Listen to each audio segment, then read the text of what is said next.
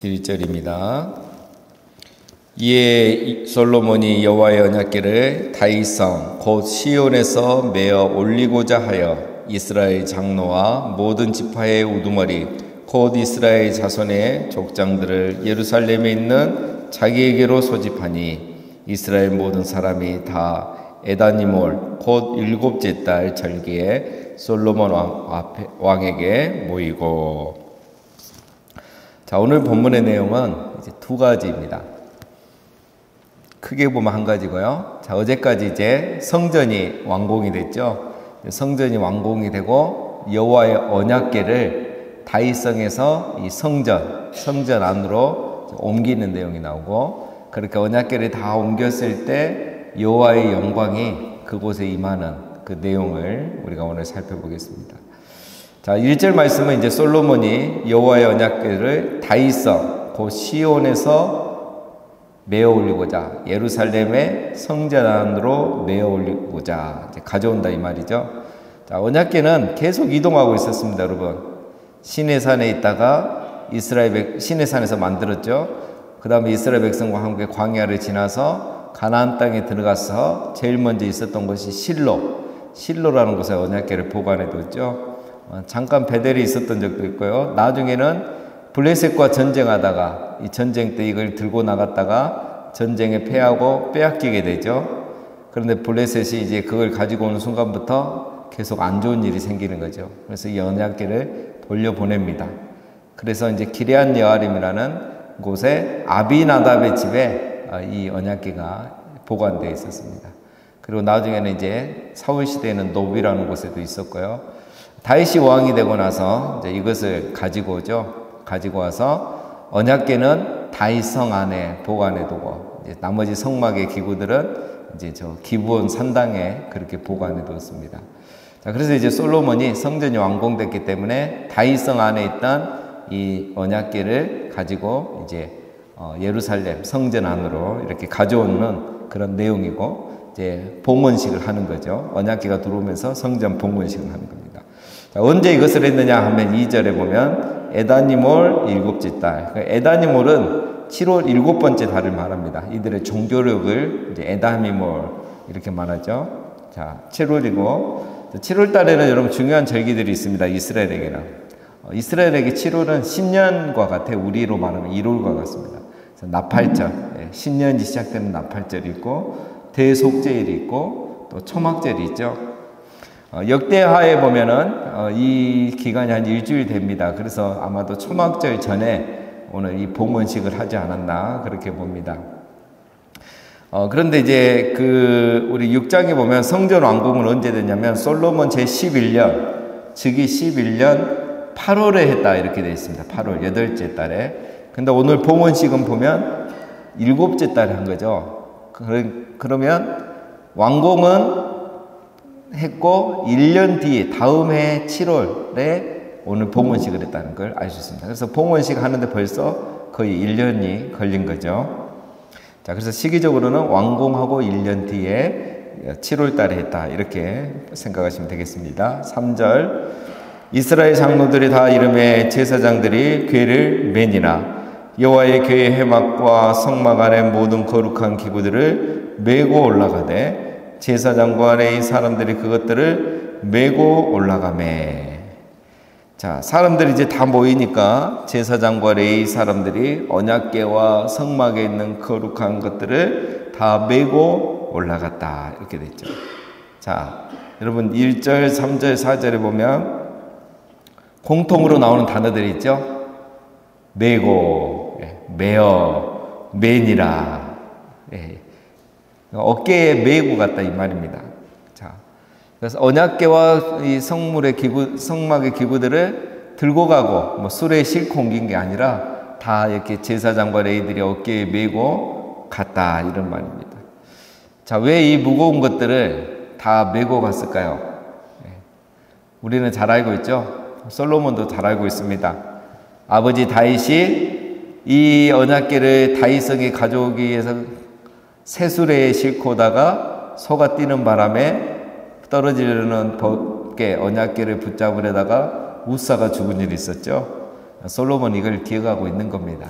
그렇죠? 그래서 같은 실수를 반복할 이유가 없죠. 아무리 세수레에 모시고 싶지만 하나님의 말씀대로 이것은 제사장들이 어깨에 메고 가야 된다는 걸 알고 있는 거죠. 그러니까 선조의 실수가 후대에게 교훈이 되는 것입니다. 그래서 여러분 선조의 실수란 게 부족함이란 게 다 나쁜 것만 아닙니다. 선조의 실수가 또 후대에는 교훈이 되고 그게 또 발전이 되는 거죠. 근데 무조건 선조의 실수를 비난만 하는 것은 좋은 게 아닙니다. 그것을 교훈 삼아서 그 후대는 더 잘하면 되는 거죠. 그래서 뭐 부모님 탓, 조상 탓, 뭐 선배님들 탓 이래 하는 것은 좋은 것은 아닙니다. 바른 게 아니죠. 무엇이든지 교훈으로 삼으면 그것이 나에게 유익이 되는 겁니다. 그래서 솔로몬은 첫 번째 그랬고 또 두 번째 이렇게 하는 이유는 말씀대로 하는 거죠. 말씀에 이것은 분명히 메고 가라고 되어 있기 때문에 솔로몬은 말씀을 기준으로 철저하게 순종을 하는 겁니다. 자, 그 다음에 5절. 솔로몬 왕과 그 앞에 모인 이스라엘 회중이 그와 함께 그 궤 앞에 있어 양과 소로 제사를 지냈으니 그 수가 많아 기록할 수도 없고 셀 수도 없었더라.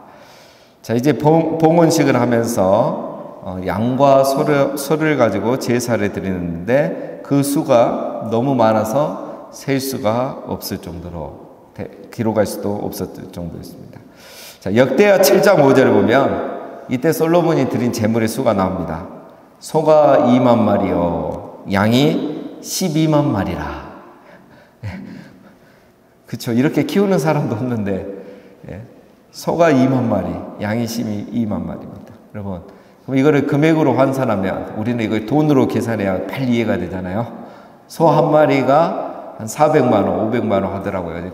검색해 보니까 400만 원이라고 잡으면 소만 드리는데 880억을 쓴 거예요. 이제 감이 오시죠. 양은 뭐 모르겠습니다. 돈이 얼마인지를 모르니까.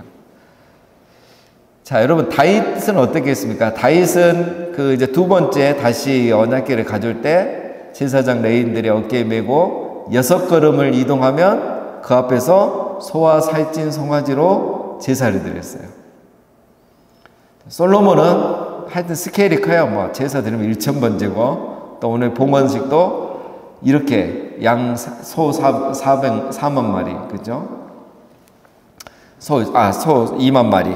2만 2천 마리, 양이 12만 마리. 어마어마하게 드린 거죠. 이게 뭐냐면 감사제입니다. 감사제. 왜 이렇게 많이 드리겠습니까? 하나님의 말씀인 언약궤, 하나님의 임재를 상징하는 이 언약궤를 모실 수 있어서 감사한 거예요. 그리고 내조왕 다윗도 그런 사고가 있었는데 아무 사고 없이 이 언약궤를 성전에 모실 수 있어서 너무 감사한 거예요. 그래서 솔로몬은 하나님께 감사드린 겁니다. 총 14만 2천 마리 이 엄청난 제물을 드린 거예요. 그러니까 이게 여러분 하루에 다 못 드리겠잖아요. 번제단이 아무리 크고 높바다가 아무리 크고 물두멍이 10개가 있어도 안 되는 거죠. 그래서 2주간 이 제사를 드린 겁니다. 솔로몬이나 다윗이나 여러분 언약궤를 모신 것을 정말 감사했어요. 진심이었죠. 왕이라고 이렇게 여러분 많이 드릴 수 있는 게 아닙니다. 정말 감사했던 거죠. 여러분 오늘 우리 시대에는 감사를 잃어가고 있습니다. 여러분 언약궤는 뭘 상징합니까? 나중에 결론으로 다시 우리가 말씀드리겠지만 어제 우리 높바다와 물두멍의 의미에 대해서 살펴봤잖아요. 정말 중요한 의미잖아요. 이 언약궤는 하나님의 말씀을 상징합니다. 지금 이제 말씀이죠. 여러분 그리고 하나님의 임재를 상징하죠. 오늘 우리가 잃어버린 감사 중에 하나가 뭐냐면 언약궤가 우리 안에 들어온 것. 즉 예수 그리스도의 죽음과 부활을 통해서 성령이 우리 안에 임하시고 하나님의 우리 안에 임재하신 것에 대한 감사가 우리는 잃어버린 거예요. 그리고 하나님의 말씀을 우리가 깨닫고 은혜 받고 부흥회하고 사경회하면서 정말 몰랐던 말씀을 깨닫고 다시 은혜를 받는 것, 이거에 대한 감사와 감격을 잃어가고 있는 겁니다. 그러니까 우리 선배님들을 우리가 따라갈 수가 없는 거죠. 다윗과 솔로몬이 따라갈 수 없고 우리 믿음의 선배님 부모님들을 따라갈 수가 없는 거예요. 사랑하는 여러분, 정말 우리 안에 말씀이 임하고 내가 하나님의 임재 안에 거하게 되는 것, 은혜가 내 안에 임하는 것, 이것을 우리가 정말 감사할 줄 아는 그런 사람이 되어야 됩니다. 이것의 소중함을 아는 사람은 그것을 감사하죠. 솔로몬도 알고 다윗도 그것도 알았죠. 내가 아무리 왕이어도 무슨 소용이 있습니까? 이 나라의 진정한 왕은 우리 하나님이신데, 그 하나님이 임재하시는 하나님을 상징하는 언약궤가 저 다른 곳에 있는데 그게 내가 이곳에 왕으로 있다고 그게 무슨 중요하겠습니까? 정말 이 나라의 왕이신 하나님이 이 나라의 중심에 있어야 내가 왕으로서 존재하고 그것이 중요한 거지. 그래서 다윗은 그 하나님의 언약궤를 가져오셨을 때, 다윗도 성전에 이 언약궤를 안치했을 때 이렇게 감사하고 좋아했던 거야.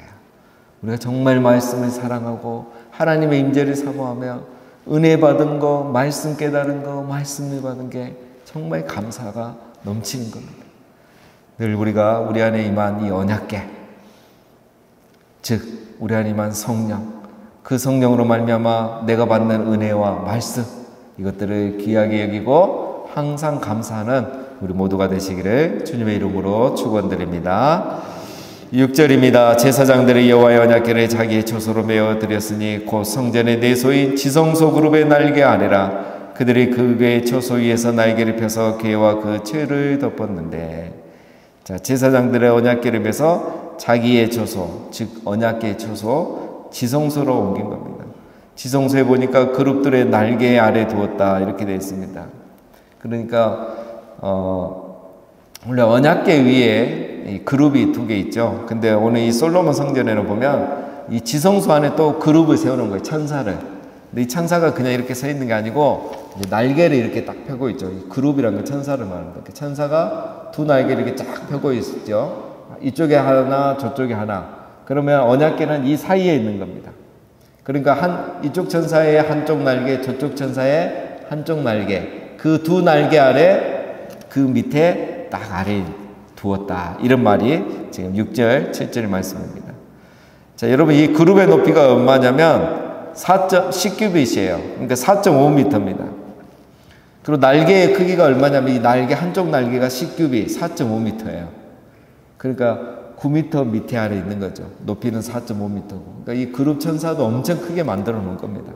솔로몬 성전은 이렇게 화려하고 웅장했던 것이죠. 자, 이 그룹은 원래 성막에는 없었던 것인데 이제 다윗이 솔로몬에게 지으라고 알려줄 때는 이 그룹이 있었던 것 같습니다. 자, 8절. 채가 길므로 채끝이 내소 앞 성소에서 보이나 밖에서는 보이지 아니하며 그 채는 오늘까지 그곳에 있으며. 자, 이 채는 뭘 말하냐면 이제 이 언약궤를 옮길 때 이렇게 들어야 될 거 아닙니까? 들고 매야 되는데 그거 자체를 이렇게 만질 수 없죠. 뭐 손잡이가 따로 있는 것도 아니고. 그래서 언약궤는 이제 직사각형이니까 양쪽에 이 고리를 달아놓죠. 고리를 달아놓고 거기에 막대기, 이 채를 넣는 겁니다. 그렇죠? 그래서 그 막대기를 이제 잡고 이 언약궤를 들어서 매는 거죠. 자, 이 8절 말씀은 그 채를 빼지 아니하고 그 고리 안에 그대로 넣어두었다. 이걸 말하고 있는 겁니다. 왜 이걸 그대로 놔둘까요? 이제 성전이 지어졌으니까 이제 더 이상 옮길 일이 없잖아요. 그럼 이거 빼놔서 다른 데 보관해도 되는데 언약궤 그대로 꼽아뒀다는 거예요. 왜 그럴까요? 출애굽기 25장 15절에 보면 채들을 고리에서 빼지 말라 그랬어요. 이 말씀도 알고 있는 거예요. 제 생각 같았으면 어떻게 하겠습니까? 이제 성전 지었고 완공했고 이제 뭐 더 이상 옮길 일이 없는데 우리 왕조가 영원할 건데 이제 그 채 빼놓고 보기 싫으니까 그냥 한쪽에 어디에 보관해두라고 했을 건데 그렇게 안 한 겁니다. 이 작은 것 하나까지 하나님의 말씀을 철저히 지키는 거예요. 여러분, 이 채가 그 고리 안에 끼어져 있는 것만으로도 교훈이 되는 겁니다. 첫째는요, 하나님 말씀대로, 이것까지 하나님 말씀대로 하는구나. 그리고 그게 두 번째, 그 다음 누군가의 안전을 또 보장한 거예요. 뭐 급하게 뭐 무슨 일이 있으면 그 채가 없다고, 못 찾았다고, 담당자가 없다고 법궤를 함부로 손대는 일이 없는 거예요. 그 채 막대기를 잡고 옮길 수 있는 거잖아요. 하나님 말씀대로 하면 다 좋은 거예요. 그래서 다윗의 실수를 또 기억나게도 할 수 있고요. 그래서 솔로몬은 이 작은 부분까지 다 하나님의 말씀을 철저하게 지키고 그 채를, 막대기를 빼내지 않은 겁니다. 그래서 그 자체가 보는 사람에게 교훈이 되고 후손들에게도 교훈이 되는 거죠. 자, 그 다음에 9절입니다. 자, 그 궤안에는 두 돌판 외에 아무것도 없으니 이것은 이스라엘 자손이 애굽 땅에서 나온 후 여호와께서 저희와 언약을 맺으시되 모세가 호렙산에서 그 안에 넣은 것이더라. 자, 이제 언약궤 안에 있는 걸 말하죠. 두 돌판에는 아무것도 없다는 걸 강조합니다. 자, 그런데 이게 이상하죠, 여러분. 원래 언약궤 안에는 뭐가 있어야 됩니까? 만나를 담은 금항아리와 아론의 쌍난지팡이도 있어야 되고, 그리고 이 돌판이 있는 건데 지금 십계명 돌판 외에는 아무것도 없다는 거예요. 이 말이 됩니까? 이 하나님의 언약궤고 하나님이 이걸 보존하셨는데, 그리고 감히 누가 이 언약궤를 열 수도 없잖아요. 열었다가 죽는데, 손도 못 대는데. 도대체 이 두 개는 어디로 사라졌을까? 오늘날까지 미스테리입니다. 사건 반장도 해결을 못해요. 추측합니다. 첫 번째, 블레셋에게 언약궤를 빼앗긴 적 있잖아요. 그때 누군가 이 뚜껑 열어보고 금 항아리는 돈이 되니까 가져가 버리고, 지팡이도 보니까 와, 싹이 나고 신기하잖아요. 가면 쓸 수도 있고. 그래서 가져가 버리지 않았을까. 돌판은 이제 뭔지도 모르니까 이거는 필요 없다고 놔두고. 그게 하나의 상상이고, 두 번째는 성경에 기록은 없지만 하나님이 빼라고 해서 빼진 않았을까. 그렇게 생각해 볼 수도 있습니다. 자, 중요한 거는 알 수 없다는 거. 이유는 알 수 없지만 중요한 거는 하나님이 허락하셨기 때문에 하나만 남은 거죠. 블레셋이 빼갔는데 죽지 않고 빼갔잖아요.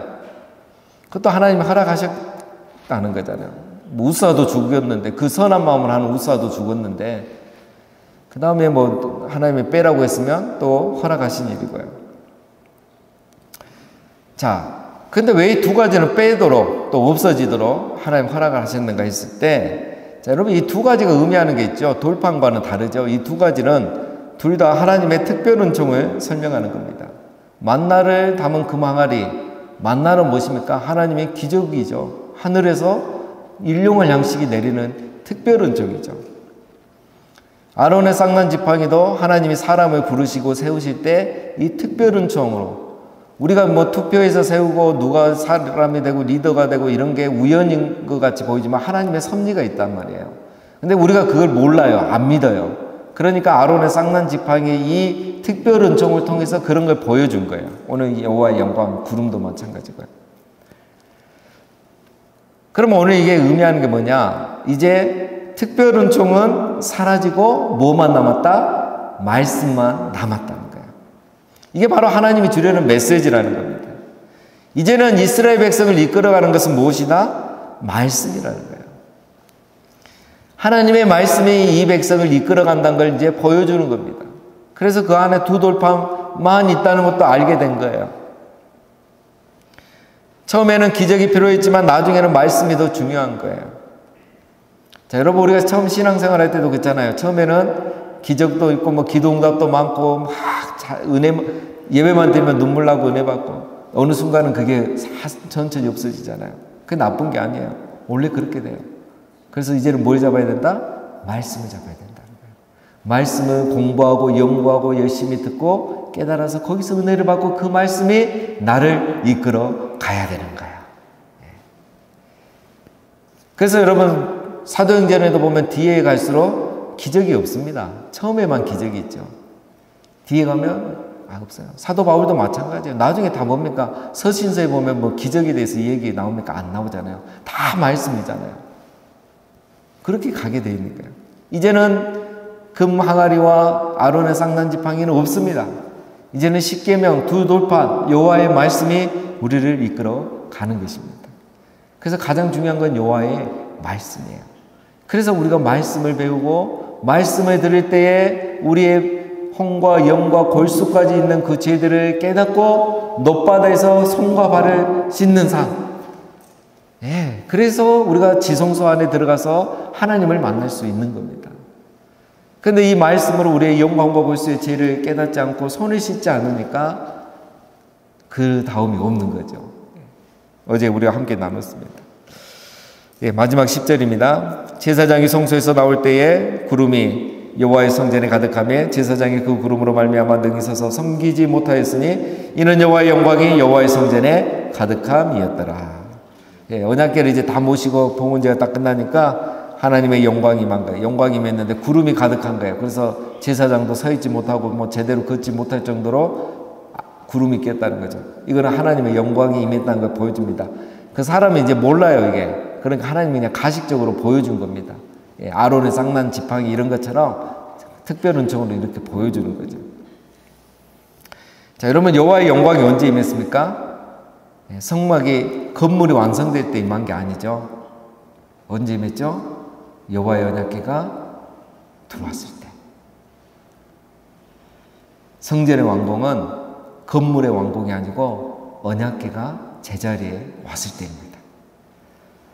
성전이 여러분 성전되는 것은 건물이 크고 화려해서가 아니고 그곳에 언약궤 하나님의 임재가 임했기 때문인 겁니다. 이전까지는 온전한 성전이라 할 수가 없습니다. 언약궤 하나님의 임재가 임할 때 온전한 성전의 역할이 시작이 된 거예요. 사랑하는 여러분, 오늘 우리도 마찬가지입니다. 우리 교회, 성전의 역할을 하는 교회, 그리고 하나님의 성전된 우리, 언제 우리가 참된 성전이고 참된 교회가 될 수 있습니까? 다 소용없습니다. 뭐가 있어야 되죠? 언약궤가 있어야 돼요. 우리 안에, 교회 안에 언약궤가 있어야 돼요. 하나님의 말씀과 임재가 있어야 돼요. 말씀이 왕성하고, 교회 안에 말씀이 왕성하고, 모이면 말씀에 대해서 나누고, 우리 마음 안에 그 말씀이 왕성하고, 그래서 우리 안에 하나님의 임재가 있고, 예배만 드리면 하나님의 임재가 있는 그 교회가 참된 교회고, 그 성도가 참된 성도요, 그 교회와 그 성도가 참된 성전이 되는 것입니다. 우리 예수님 오신 이유가 바로 이거잖아요. 우리를 성전 삼아서 우리 안에 거하시기 위해서. 참 언약궤 쓰고 말씀이신 그 예수님이 2000년 전에는 육신이 되어 이 땅에 오셨지만 이제는 성령으로 우리 안에 임하시기 위해서 예수 그리스도께서 죽으시고 부활하셨던 것입니다. 사랑하는 여러분, 우리 안에 늘 이 언약궤 하나님의 말씀 임재가 충만하여 정말 우리가 그냥 서 있을 수 없을 정도로 항상 은혜 가운데 사시는 우리 교회가 되고 또 우리 모두가 되시기를 주님의 이름으로 축원드립니다.